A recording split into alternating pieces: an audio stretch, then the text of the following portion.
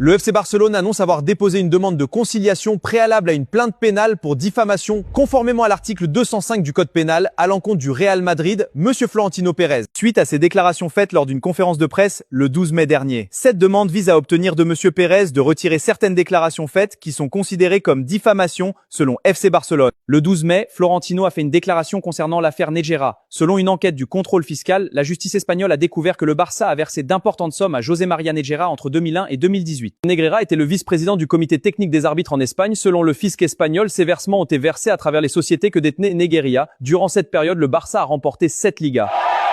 Puis, Florentino n'a pas cessé de dénoncer le Barça, donc le 12 mai, il a donné une conférence où il a accusé Barcelone de lui avoir volé 7 Ligas, des accusations que les Catalans ont niées et leur a poussé à déposer cette plainte contre Pérez. Le défenseur espagnol de Tottenham, Pedro Porro, va prolonger son contrat jusqu'en 2030 avec les Spurs.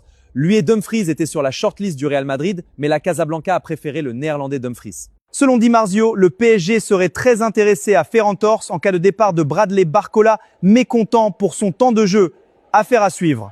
En MLS, le club Chicago Fire fait forcing pour recruter Robert Lewandowski. L'entraîneur du club, Greg Berhalter, a confirmé son souhait de signer le buteur. Le club lui a proposé un contrat de 3 ans assorti d'un salaire annuel de 15 millions d'euros. Carlo Ancelotti a déclaré avant d'affronter le Maroc lors d'une conférence de presse qu'ils vont affronter les champions d'Afrique et que le Maroc est une grande équipe et ils ont des joueurs complets qui évoluent en Europe.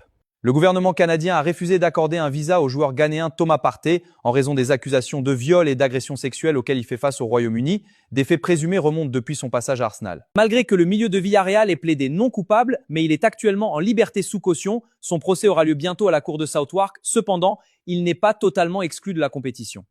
Comme les Iraniens, les supporters sénégalais se voient massivement refuser l'entrée aux États-Unis pour le mondial, alors que le Sénégal jouera son premier match d'ouverture le mardi 16 juin contre la France, un match de choc. L'ancien latéral droit emblématique du Milan AC, Ignazio Abate, est devenu entraîneur du Torino. Il a paraphé un contrat de 2 ans avec le club italien. C'est toute sa première expérience dans l'élite italienne. L'ancien défenseur argentin Martin De Michelis s'apprête à s'engager comme nouveau entraîneur de RB Leipzig en Bundesliga. L'ancien entraîneur de Mallorca va remplacer Ole Werner qui a été remercié par ses dirigeants.